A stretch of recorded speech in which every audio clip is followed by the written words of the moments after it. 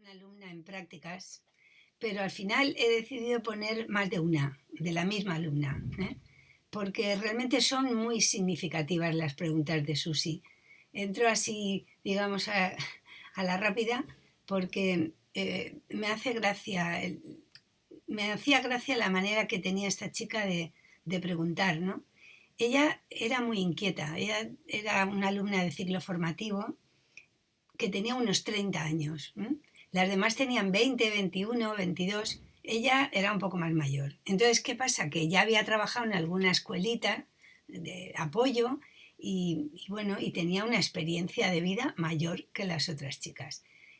No sé si era por eso o por su propio carácter y espontaneidad y curiosidad, que estaba siempre preguntando y siempre mirándolo todo, ¿no? Y eso a mí me gusta. La gente con características activas y creativas y elucubrantes, supongo que me recuerda a mí qué vamos a hacer y eso me gusta, ¿no? Entonces ella, en un momento dado, teníamos nosotros unas reuniones, había 5 alumnas de prácticas ese año en la escuela, había, creo que eran 2 de ciclo formativo y 3 de magisterio. Entonces, ella lo que hacía era los martes cuando nos reuníamos, pues los temas que les interesaban íbamos tocando las dudas que tenían, en fin. El caso es que una de las veces dijo que teníamos que hablar urgentemente y no era martes y bueno, y le costó esperarse a que tocara, ¿no? Porque había visto algo que le había inquietado mucho. Y ese algo era que en el patio había visto a un niño y una niña de 5 años, de la clase de 5 años, que se estaban besando, ¿no? Entonces, en la boca, se estaban besando en la boca. Entonces, ella los miró, quedó impactada y vio que las maestras, claro, ella enseguida observaba todo, ¿no? Vio que las maestras estaban allí y los habían visto igual que ella y nadie les había dicho nada. Entonces esto es lo que más la cuestionó, o sea, no ya el hecho de ver a los niños dándose un beso, sino la actitud de las maestras. Entonces me dijo, es que aquí pasan cosas que no pasan en ninguna parte, me decía, y tenemos que hablarlo porque yo no lo entiendo, no lo entiendo. Entonces cuenta la escena, por fin cuando nos reunimos el martes y tal, bueno, y entonces a ella lo que le chocaba es que las maestras no hubieran intervenido. Entonces yo le decía, pero a ver, y si llegan a intervenir, ¿qué tenían que haber hecho? ¿Qué tenían que haber dicho o hecho? Y decía, pues tenían que haberles dicho, eso no se hace a los niños, ¿no? Y digo, bueno, pero espera, ¿y por qué no se hace? Decía, pues porque no, pues porque no, porque es la boca, son los microbios, pues porque no, y no argumentaba. Ella que tanto era de argumentar, no tenía argumentos en este tema y de pronto se dio cuenta y le daba medio rabia y dice, además, es lo que yo siempre he visto. En todos los sitios que he visto hacen lo mismo. Dicen que no menos aquí, que aquí es que lo hacéis todo diferente. Decía así con muchísima, a mí me hacía muchísima gracia, ¿no? Y me hace todavía. Bueno, el asunto es que ese era un argumento, que es lo que siempre había visto donde quiera que había ido. Pero luego añadió otro, de su vida personal, ¿no? Y dijo, además, eso es lo que me dijeron también a mí. Digo, o sea, que te lo dijeron a ti, tú lo has visto que se hace y has dicho, ya está, esto es así. No se puede poner en cuestión, no se puede hacer de otra manera. ¿Qué más te da que se besen o que no se besen? ¿Lo ves mal? Igual es que se quieren, igual es que se han enamorado, igual es que están imitando a sus padres, igual es que están ensayando a vivir y no pasa nada. Y no le hacen daño a nadie, ni a sí mismos, ni a otros. Entonces, ¿por qué no dejar que eso suceda, sencillamente? Además, es necesario. En la evolución de la sexualidad de las personas hay unas pruebas, hay un sentir, hay un notar sensualmente qué pasa si alguien te besa, te sientes mal, te sientes bien, qué te va por el cuerpo, o sea, ¿qué tiene eso de extraordinario? Si nos ha pasado a todos. Sí, pero no nos dejaban, decía ella. Bueno, entonces ahí cada cual se puso a hablar de sus vivencias y yo les preguntaba, ¿pero de esto habéis hablado en la formación inicial? Sí, sí, nos han enseñado lo que era la etapa oral, anal, genital, todo esto, que a los niños hay que decirles la verdad, que los niños tienen que saber que están en las barrigas de sus madres, que nacen de las barrigas de sus madres, y yo decía, ¿y qué más? Y ya está. ¿Eh? Es decir, que si un niño de pronto se está masturbando delante de ti y eso te inquieta, o como mínimo te da duda y no sabes qué hacer, pues de eso no se habla. Si se chupa uno el dedo, se deja, no se deja, se le distrae, como es otra cosa habitual, o prohibir o distraer. ¿eh? ¿Qué mensaje se le está dando a los niños si tú todo lo que hacen que tiene que ver con su cuerpo y con un cierto placer, les dices no o los distraes, porque en ese momento hay que hacer no sé qué?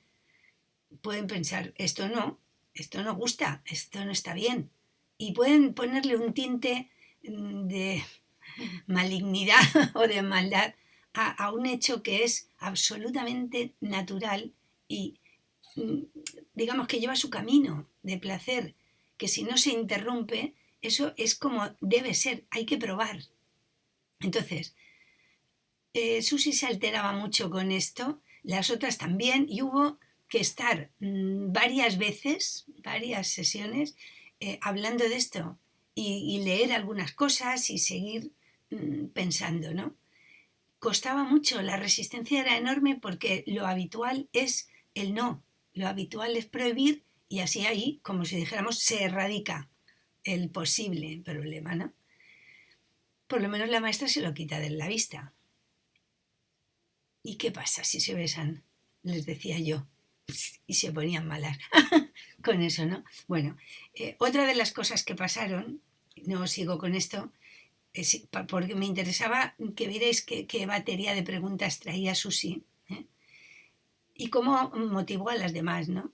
Bueno, trajo otra interesante. A ver, ¿cómo puedo conseguir yo que los niños me hagan caso? Porque es que no me hacen ni caso. Si la maestra va y dice a clase, vale, allá que se van detrás de la maestra todos a clase. Dice, llego yo y digo a clase exactamente lo mismo y no viene nadie. Y dice, o viene uno. Dice, entonces, ¿pero por qué?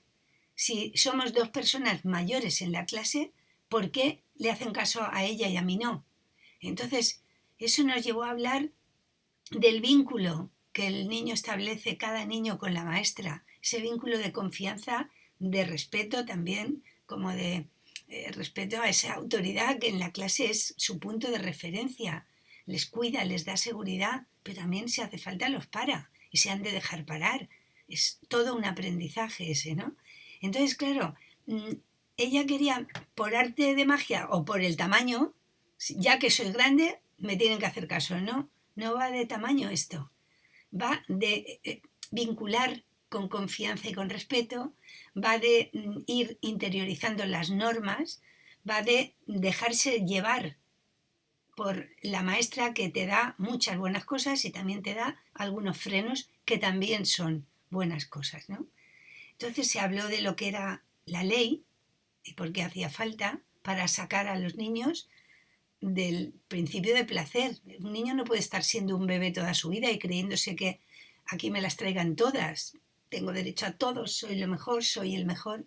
Y bueno, eso al principio sí, porque hay que auparlos y llenarlos de autoestima, cargarlos de energía, de vitalidad, pero poco a poco hay que ir diciendo que no y poco a poco tienen que ir viendo que hay otra gente también y no son los únicos del mundo. Entonces, claro, todo eso es un proceso. Hablamos de eso. Otro día dijo otra lindeza que era esta. Dice que por bien, dice, yo lo he hecho por bien, lo he hecho por bien. A una niña, para animarla o no sé, por valorarla, le dijo campeona. Así, con ímpetu, ¿no? Campeona.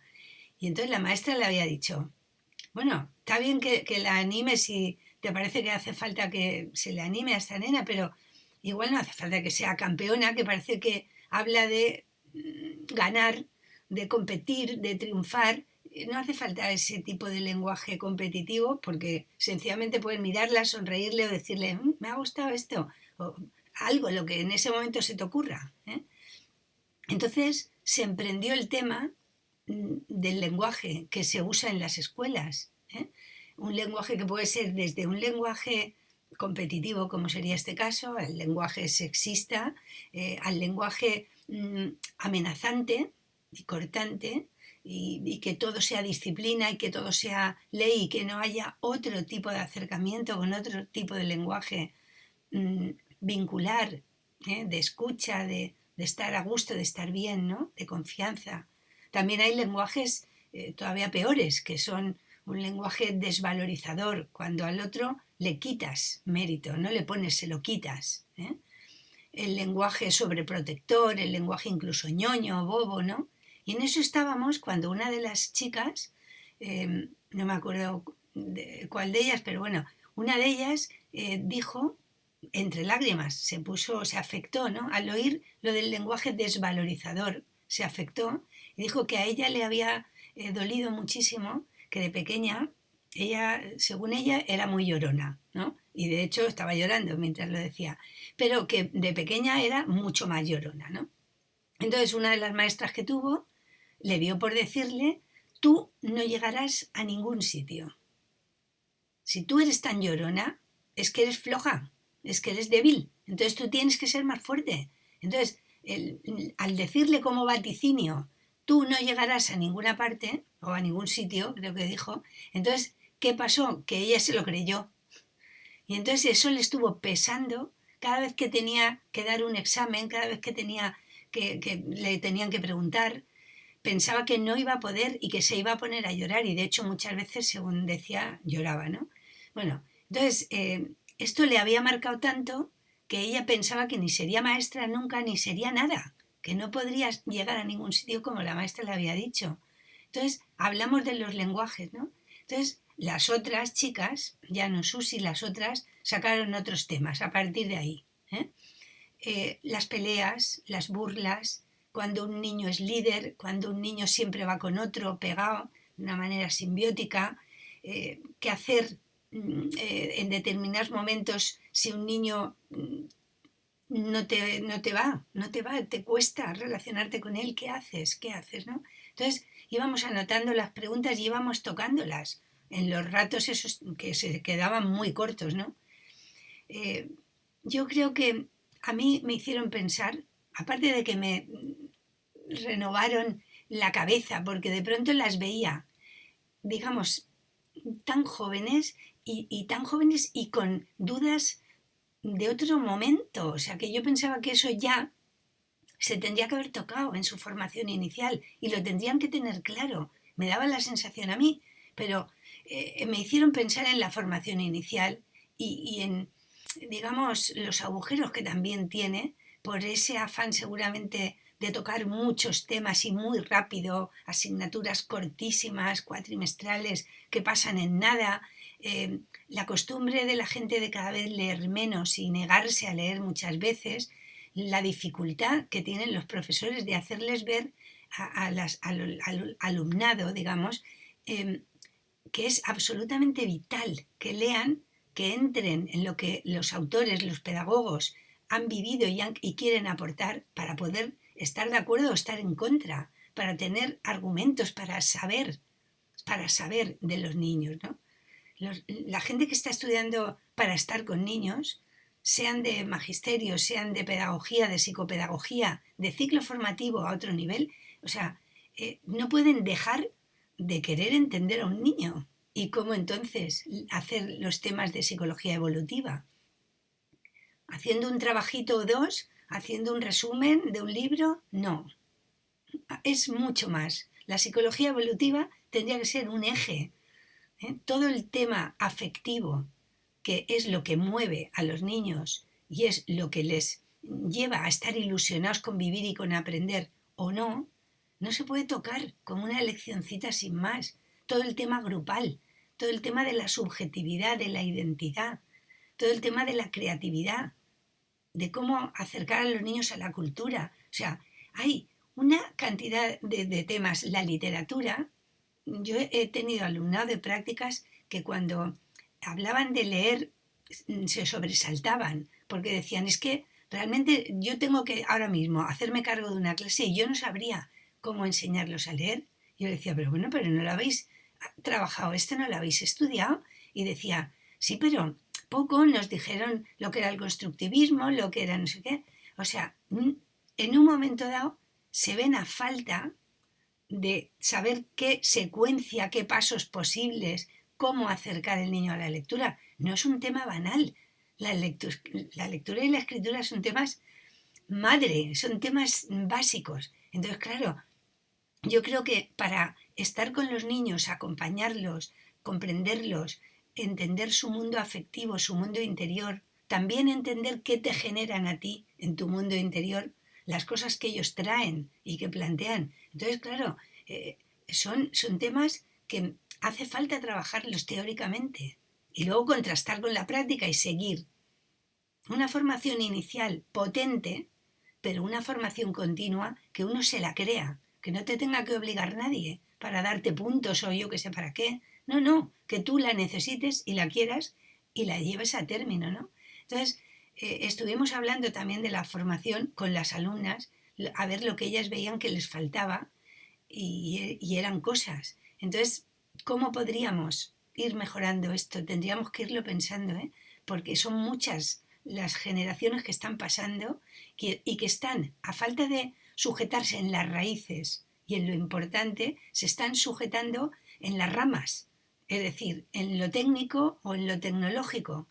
Y resulta que entre lo técnico y lo tecnológico, en el medio, debajo, en el piso de abajo, están los niños, con todo su mundo afectivo, con su subjetividad, con lo que no nos podemos saltar si queremos llegar a ellos.